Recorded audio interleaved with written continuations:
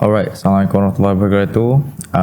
Hari ini aku nak cerita tentang ISO, iaitu salah satu setting yang kita gunakan untuk menentukan kadar dedahan cahaya terhadap sensor. So ISO ni dia ada range dia lah, daripada 100 paling rendah hingga ke 6400 paling tinggi. Dia depend atas kamera lah. Untuk kamera-kamera yang beginner, dia paling rendah dia ialah 100 dan paling tinggi ialah sampai 3200. Ada certain kamera yang high end sikit, dia boleh provide range yang lagi rendah lah, macam 50 pun ada, ISO 50, dan lebih tinggi daripada 3200 pun ada. Tapi selalunya kamera-kamera ni yang high end lah atau full frame, yang mana size sensor dia besar dan dapat menampung kadar ISO yang tinggi. So tujuan kamera ni sediakan pelbagai range ialah untuk kita pilih ISO mana yang kita nak gunakan berdasarkan situasi sekeliling lah. Contoh kalau kita berada di outdoor, kita berada di kawasan luar, kawasan yang banyak cahaya, kita hanya perlu guna ISO yang rendah saja, macam 100 atau 200. So, kalau kita berada keadaan yang agak moody sikit, kurang cahaya, mungkin kita boleh guna 400 atau 800. Dan kalau kita berada di kawasan yang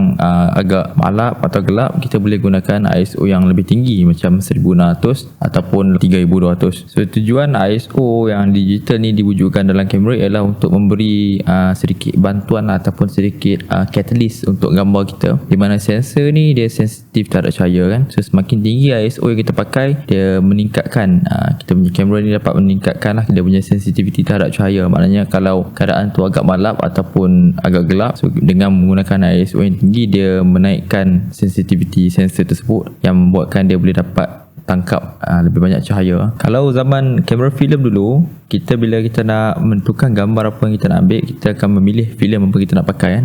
Dulu zaman filem dia panggil ASA. Filem kita ada 100 ASA, kita ada 200 ASA, kita ada 400 ASA, kita ada 800 ASA, dan kita ada 1600, 3200. Aku tak pasti, ada kot. Tapi yang mahal lah untuk kamera, untuk filem yang lebih tinggi ASA dia, ataupun sekarang dalam digital kita panggil ISO, harga dia semakin mahal lah selalunya. Tapi mungkin bergantung pada brand jugalah. Ada yang jual murah, ada yang jual mahal. Jadi pemilihan ISO ni kena tepat lah berdasarkan situasi surrounding ataupun situasi dekat mana subjek kita berada, supaya kita tak salah menggunakan ISO yang kita nak gunakan untuk ambil gambar lah. Sebab kalau kita gunakan ISO yang tak sepatutnya, kadang-kadang kalau katakan situasi tu gelap ataupun malap, kalau kita gunakan ISO yang rendah, kita mungkin tak dapat tangkap gambar yang kita nak, ataupun kita mungkin tak dapat tangkap pun cahaya yang berada di depan kamera kita.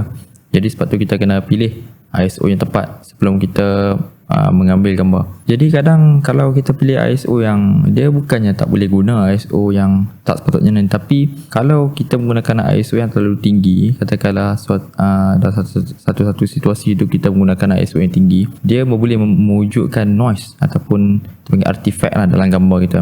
So dalam digital sensor ni, jika kita boostkan sensor kita tu untuk kita macam paksa dia kan, untuk naikkan sensitivity dia untuk tangkap lebih banyak cahaya, dia akan mewujudkan noise dekat kita punya gambar. Sebab sensor dia macam paksa lah diri dia untuk mencari cahaya dalam sekeliling tu, dan untuk record dalam sensor, dia akan mewujudkan noise, dia artifact noise lah. So benda ni kita kadang kita tak suka lah dalam digital ni. Kadang kalau boleh kita nak gambar kita clean daripada macam noise ataupun dust, benda-benda yang mengganggu visual gambar tu. So sekarang dah lengkap 3 benda ni yang dapat kita gunakan untuk menentukan sama ada kita ambil gambar kita tu adakah elok, adakah cerah, adakah cukup-cukup cerah ataupun terlalu gelap. Jadi kita dah ada, aku dah cerita tentang aperture, aku dah cerita tentang shutter speed, dan sekarang ni aku dah cerita tentang ISO ataupun ISO speed. So 3 benda ni kita boleh blend, kita boleh seimbangkan untuk mendapatkan gambar yang cantik ataupun gambar yang kita kata balance lah dari segi exposure dia. So benda tu aku akan cerita dalam next video, di mana kita boleh gabungkan ataupun kita boleh seimbangkan untuk dapat gambar yang menarik.